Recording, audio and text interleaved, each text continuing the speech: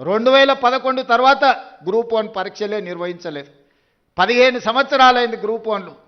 ఆయల్ల group 1 రాద్దాం అనుకున్నోడు ఇవాళ 15 ఏళ్ళ వరకు పరీక్షలు పెట్టలేదంటే వాళ్ళ వయసు ఎంత ఉంటుందో మీరు ఒకసారి ఆలోచన చేయండి.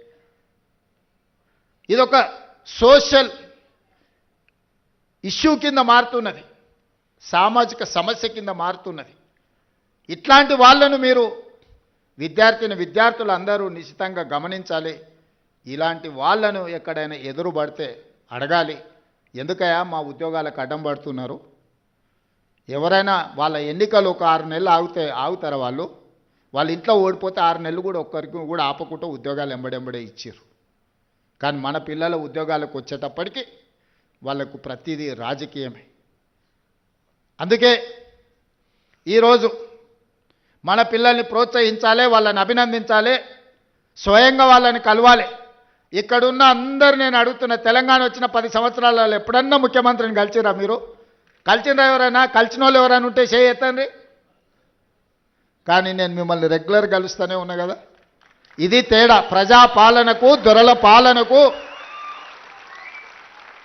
ముఖ్యమంత్రి అంటే ఆకాశంలోకి వెళ్ళి ఊడిపడ్డ పదవి కాదు, అది ప్రజలు ఆశీర్వదించి, ముఖ్యంగా దళితులు, గిరిజనులు, ఆదివాసీలు ఆశీర్వదిస్తే ఈ కుర్చీ వస్తుంది.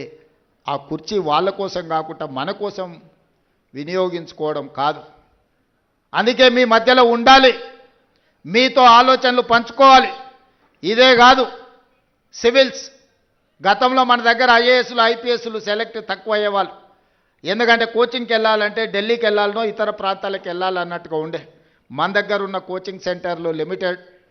అందుకే బట్టి విక్రమార్క గారితో మాట్లాడి సింగరేణి సంస్థ నుంచి సివిల్స్కు ప్రిలిమ్స్ పాస్ అయినా మెయిన్స్ పాస్ అయినా వాళ్ళ ఫీజుల కోసం ప్రోత్సాహకం అందించాలని రాజీవ్ అభయ హస్తం కింద వాళ్ళకు లక్ష రూపాయలు మొదటి విడత, రెండోసారి ₹1,00,000 ఇస్తే ఈరోజు చాలామంది మన గిరిజనులు, మన బీసీల పిల్లలు ఐఏఎస్లు ఐపీఎస్లు క్లియర్ చేసింది. ఆ పిల్లలు కలవడానికి వచ్చినప్పుడు ఐ ఫెల్ట్ వెరీ హ్యాపీ. ఎందుకంటే అరే మన పిల్లలు సాధించారు. మన రాష్ట్రానికి వచ్చినా రాకపోయినా ఏ రాష్ట్రంలో అయినా ఐఏఎస్లు ఐపీఎస్లుగా వాళ్ళు ఉంటే, కేంద్ర ప్రభుత్వంలో ఉంటే మన రాష్ట్రానికి ఉపయోగం ఉంటుంది.